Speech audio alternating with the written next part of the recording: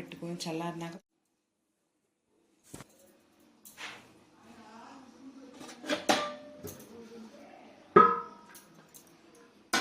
ఇలా ముక్కల్ని ఆరబెట్టుకొని ఇవి చల్లారినాక క్లాత్లో పిండుకోవాలి.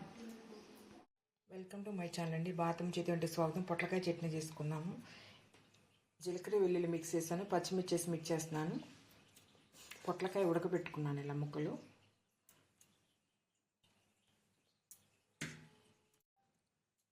పొట్లకాయ ముక్కలు వేసి మిక్స్ చేసుకున్నాను.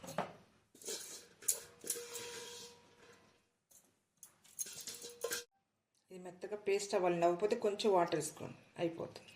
అవటలు అలా మిక్స్ అయింది. ఇందులో పెరుగు కలుపుకోవాలి. ఇప్పుడు చూపిస్తాను. మీ టేస్ట్ తగ్గంత సాల్ట్, పెరుగు వేసుకోవాలి. ఇందులో చింతపండు వేసుకోకూడదు.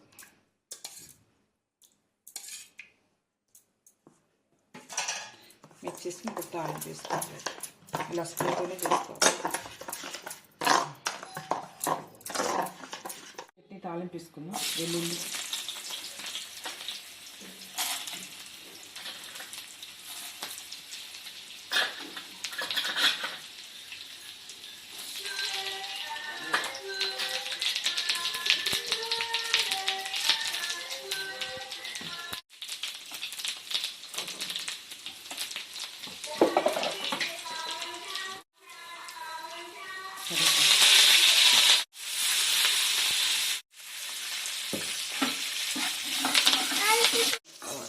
టేస్ట్ బాగుంటుంది.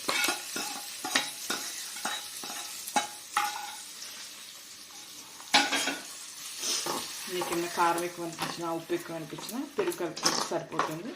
చాలా టేస్ట్గా ఉంటుంది. మా వీడియో నచ్చినట్లయితే లైక్ చేయండి, షేర్ చేయండి, సబ్స్క్రైబ్ చేయండి. Thank you.